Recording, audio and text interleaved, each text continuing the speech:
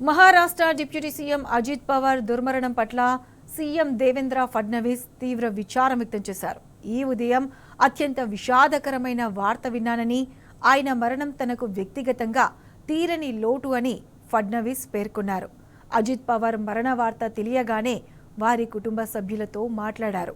కుటుంబ సభ్యులతో చర్చించిన తర్వాత అజిత్ అంత్యక్రియల గురించి నిర్ణయం తీసుకుంటామని తెలిపారు. డిప్యూటీ సీఎం అజిత్ పవార్ ప్రాణాలను బలిగొన్న విమాన ప్రమాదంపై దర్యాప్తు చేస్తామని సీఎం ఫడ్నవీస్ ప్రకటించారు. ఒక బలమైన స్నేహితుడిని కోల్పోయానని విచారం వ్యక్తం చేశారు సీఎం ఫడ్నవీస్. नेते होते आणि महाराष्ट्राच्या कानाकोपऱ्याची माहिती असलेला, महाराष्ट्राच्या प्रश्नांची जाण असलेला अशा प्रकारचा हा नेता होता की ज्यांच्याबद्दल जनसामान्यांमध्ये प्रचंड मोठी आस्था, संघर्षशील अशा प्रकारचं नेतृत्व होतं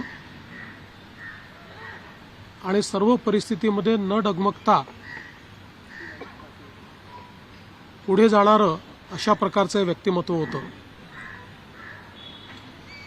महाराष्ट्राकरता आजचा दिवस हा अतिशय कठीण दिवस आहे, कारण तयार व्हायला अनेक वर्ष लागतात आणि ज्यावेळी महाराष्ट्राच्या विकासामध्ये अतिशय महत्त्वपूर्ण योगदान ते देत होते, अशा काळामध्ये त्यांचं निघून जाणं हे अविश्वसनीय आहे, मनाला चटका लावणारा आहे. माझ्याकरता तर वैयक्तिक एक दमदार आणि दिलदार अशा प्रकारचा मित्र या ठिकाणी सोडून गेलेला आहे. त्यांच्या कुटुंबावर देखील हा प्रचंड मोठा आघात आहे.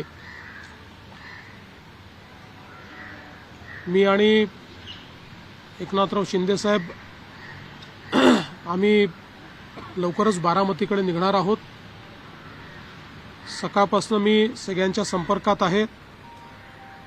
माननीय प्रधानमंत्री महोदय, माननीय गृहमंत्री महोदय, सर्वांशी चर्चा करून त्यांनाही घडलेल्या परिस्थितीची सगळी कल्पना मी दिली आहे. त्यांनीही याबद्दल प्रचंड दुःख हे व्यक्त केलेलं आहे. एकूणच देशातच या संपूर्ण प्रकरणामुळे हळहळ पसरलेली आहे. पुढच्या सगळ्या गोष्टी ज्या आहेत त्या परिवाराशी चर्चा करून ठरवण्यात येतील. सकाळी सुप्रियाताईंशी माझं बोलणं झालं, त्यानंतर पार्थ पवारांशी माझं बोलणं झालं. एकदा संपूर्ण परिवार बारामतीला पोचल्यानंतर पुढच्या सगळ्या गोष्टींचे निर्णय हे त्यांच्या संमतीने घेतले जातील. महाराष्ट्रामध्ये आज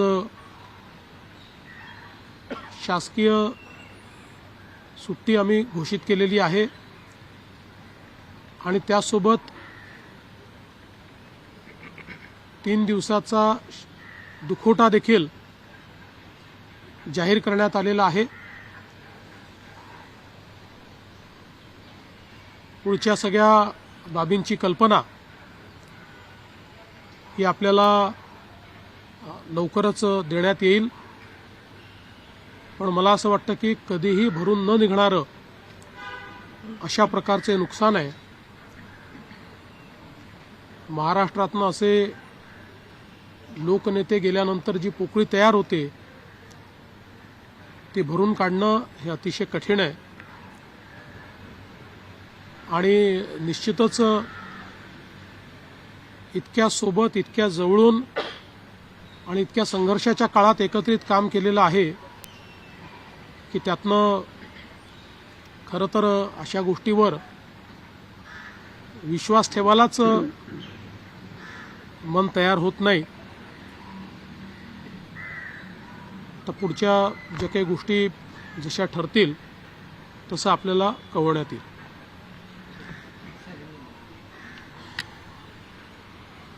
महाराष्ट्र के